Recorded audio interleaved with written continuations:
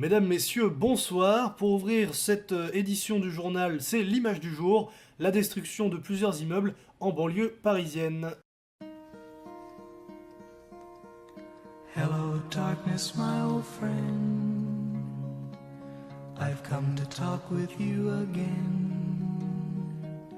Because a vision softly creeping left its seeds while I was sleeping. Devant la violence de cette scène, nous préférons vous montrer ce document consacré à la structure. 6 mois après notre dernier sujet sur la façade de l'écomusée du Pays de Rennes, nous vous proposons d'étudier un peu plus en détail sa structure. Nous nous intéresserons seulement à l'extension par les architectes Guinet-Potin et laisserons de côté la partie existante qui a été seulement réhabilitée. Elle peut se décomposer en 3 parties. Une première dédiée au stockage et à la logistique, une salle d'exposition temporaire et le hall, ainsi que son élément en porte-à-faux qui vient donner son identité au projet. Commençons par la partie stockage et logistique. Celle-ci est constituée de murs en béton plein qui reprennent les charges du toit et d'exploitation. Quant à la salle d'exposition, il s'agit d'un volume de 22 mètres par 15. Afin d'avoir un espace libre d'accueillir les expositions temporaires, celui-ci est vide de tout poteau.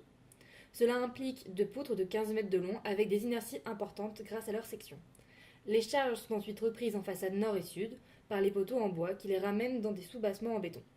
En troisième lieu, l'élément en porte-à-faux est soutenu d'une part par un noyau qui contient les toilettes et un local ménage, et d'autre part par les façades. Les troncs d'arbres, quant à eux, ne jouent aucun rôle structurel majeur.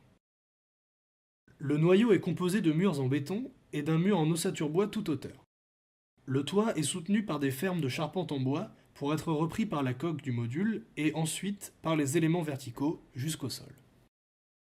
Pour ce qu'il en est des charges horizontales liées au vent, on suppose que le bâtiment lui offre une plus grande prise sur sa façade sud de par l'environnement immédiat. En effet, les arbres protègent la façade nord.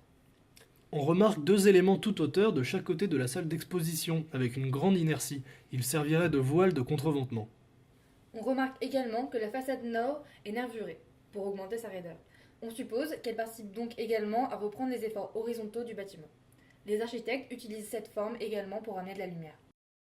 Cette façade à l'arrière du bâtiment, que certains trouvent disgracieuse, n'est rien en face de sa voisine, âme sensible, s'abstenir.